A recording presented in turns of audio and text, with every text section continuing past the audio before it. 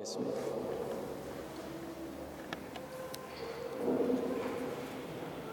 부활의 기쁨이 우리의 마음 가운데 있게 하여 주시옵시고, 부활의 능력이 우리의 삶 가운데 있게 하여 주시옵소서. 예수님의 이름으로 기도합니다. 아멘. 전쟁이나 갑작스런 사고로 인해서 신체 일부를 절단하는 그런 경우가 있습니다. 상처가 아물고 이전처럼 정상적인 활동은 불가능하지만 재활을 통해서 여러 가지 문제점들을 극복하기도 합니다. 시간이 지나고 사고 이전에는 사용하지 않았던 여러 가지 기능들을 더불어서 사용할 수 있게 됩니다. 어떤 분들은 오히려 더 뛰어난 능력을 발견하게 되는 경우도 있습니다. 그런데 이런 신체가 절단된 사람들에게 견디기 힘든 고통이 있다고 합니다. 그것은 이미 절단되어서 없어진 신체에 통증이 오는 것입니다. 갑자기 아파오는 것입니다. 환상사지 또는 환상지 후유증이라고 하는데, 이런 현상은 절단된 장애를 입은 사람들의 60%에서 80%가량이 겪는 고통이라고 합니다. 대부분의 일시적으로 얼마 가지 않아서 사라지기도 합니다. 그런데 어떤 분들은 아주 오랫동안 그 고통에 힘겨워하기도 합니다. 이미 절단되어 없어진 신체가 도대체 어떻게 고통스러울 수 있을까요? 아마도 사람의 뇌가 온전할 때의 기억을 갖고 있으면서 절단된 신체를 인식하지 못해서 생겨나는 것 같습니다. 신기하게도 존재하지 않는 신체의 고통을 존재할 때와 똑같이 느끼고 아파한다는 것입니다. 이런 분들을 치료하는 방법 중에 거울을 통해서 치료하는 방법이 있습니다.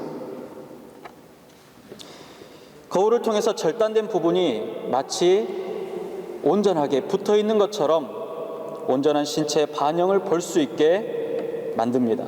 그렇게 한 뒤에 거울을 제거합니다. 그렇게 되면 절단된 사실이 진실이라는 사실을 뇌가 다시금 깨닫게 된다고 합니다. 그래서 더 이상 존재하지 않는 신체를 느끼지도 않고 더 고통스럽게 느끼지도 않게 된다는 사실입니다. 진실을 대하게 되는 뇌는 더 이상 아픔을 느끼지 않게 되는 것입니다. 사도 바울이 고린도 교회에 편지를 쓰면서 바로 진실을 이야기하고 있습니다. 우리의 눈으로 보고 피부로 느끼는 감각도 우리를 속일 수 있는데, 더 이상 흔들리거나 속지 않고 진실을 바라보기를 원하는 것입니다. 그는 사도였습니다. 그는 신약시대를 대표하는 아주 은혜로운 사람이었습니다. 아마도 사도 바울보다 더 깊은 은혜를 경험한 사람도, 또 많은 사람의 관심을 받았던 사람도 없었을 것입니다. 그는 본래 베냐민 지파의 바리새인 출신이었습니다. 태어나면서부터 로마의 시민권을 가지고 태어날 정도로 아주 유력한 집안의 사람이었습니다. 그의 스승은 당대의 유명한 가말리엘이라는 사람이었습니다. 유대교의 열심인 그가 스데반의 순교를 이끌어낸 사람이었음은 성경을 통해 알 수 있습니다. 그 기세를 몰아서 기독교인들을 전부 잡아 죽이기 위해서 대제사장의 특명을 받고 다메섹으로 향해 갔습니다. 다메섹을 향해서 가던 길에 그는 예수님을 만나고 회심하게 됩니다. 회심한 바울은 자신이 미워하고 증오하던 그리스도교를 전하기 위해서 그 열정 하나만으로 2만 킬로가 넘는 길을 걸어서 돌아다니며 선교 여행을 했습니다. 그리고 신약 성경의 27권 중에 13권을 교회로 보내는 편지로 썼던 사람입니다. 사도 바울의 편지들은 소아시아 초대교회에 읽혀지고 바른 신앙에 세워지도록 촉구했습니다. 사도 바울이 전하는 서신서들의 가장 중요한 핵심이 있습니다. 그것은 바로 복음입니다. 역사적인 인물 바울이 전하는 가장 진지한 교리가 복음이라는 사실입니다. 갈라디아서 1장 11절부터 이렇게 이야기합니다.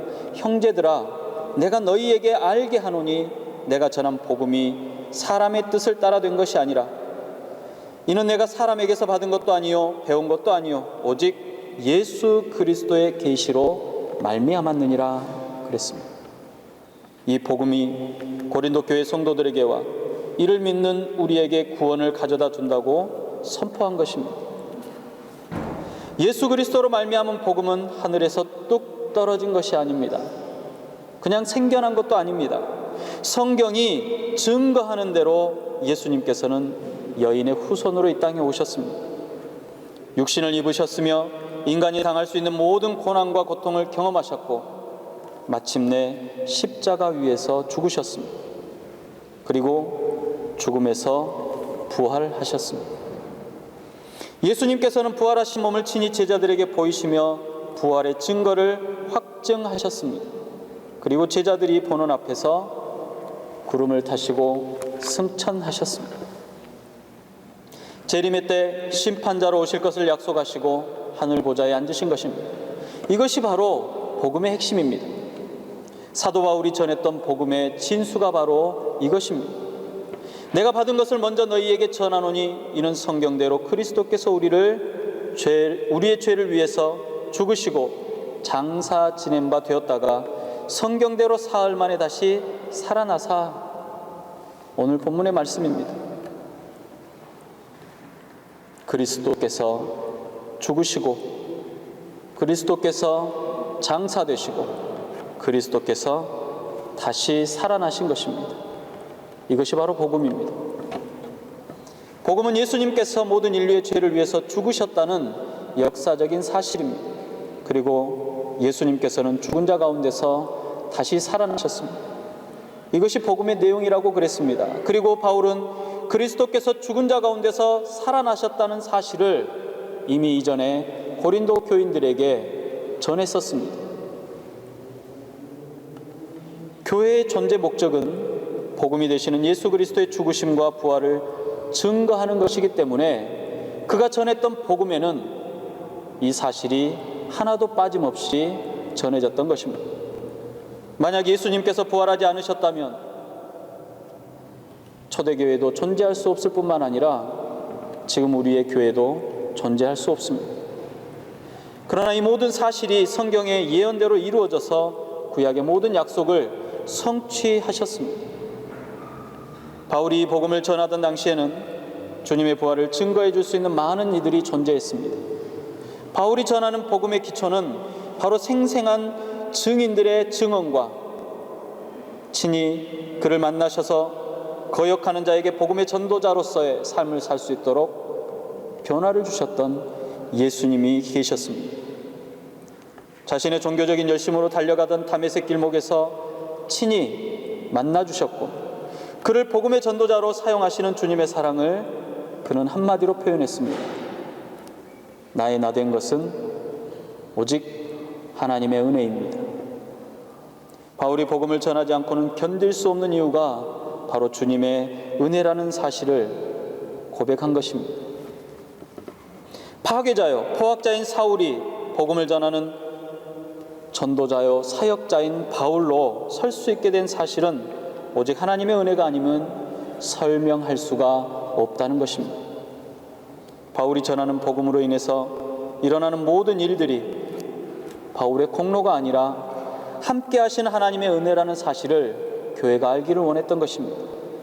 그러면서 바울은 고린도 교인들에게 전해주었던 복음의 진실, 복음의 핵심이 변하지 않고 분명하고 여전히 확실한데 고린도 교인들은 지금 변했다라고 말합니다.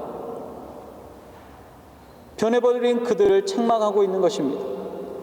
고린도 교인들의 믿음이 처음 믿음과 같지 않았다는 이야기입니다. 지금 고린도 교인들은 부활이 없다라고 말하는 사람들의 교리에 마음이 빼앗겨 버렸습니다. 그리고 흔들리고 있습니다.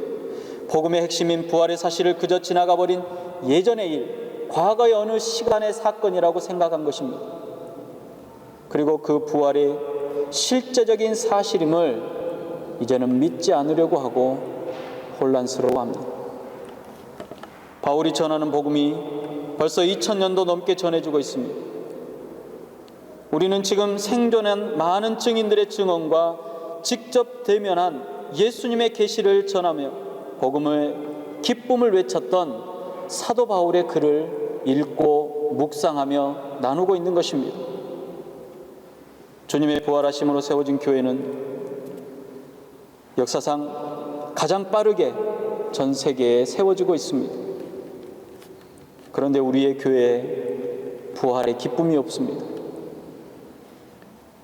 교회가 더 이상 복음과 부활을 이야기하려고 하지 않습니다. 내가 죄인이며 죄로 인해서 죽을 수밖에 없는 존재임을 인정하려고 하지 않습니다. 역사의 진실을 외면하지 마시기 바랍니다. 교회가 복음을 외면하고 부활을 믿지 않기 시작할 때 교회는 무너지고 사라지게 될 것입니다. 소아시아의 교회들이 돌무더기만 남기고 다 사라져 버렸습니다. 유럽의 많은 교회들이 문을 닫고 사라지고 있습니다. 교회마다 다음 세대들을 이끌어갈 젊은 세대들이 더 이상 교회로 오지 않는다라고 한탄하고 있습니다. 교회는 헛된 논쟁이나 소모적인 다른 가치에 열광하는 것에서 돌이켜야 합니다. 그리고 다시 순수한 복음으로, 믿음으로 다시 회복해야만 합니다. 부활의 주님, 영광의 주님을 찬양하는 믿음이 우리 안에 있기를 바랍니다. 복음의 증거자요, 복음의 전도자가 되시기를 바랍니다. 베를린의 선한 목자 교회의 창립 이후이기도 합니다. 모든 교회가 세워지는 이유이기도 합니다. 그리스도인으로서 오늘 나를 통해서 그 어떤 누군가가 부활을 목격하거나 경험하고 있는지 우리 자신을 한번 돌아보아야 할 것입니다. 기도하겠습니다.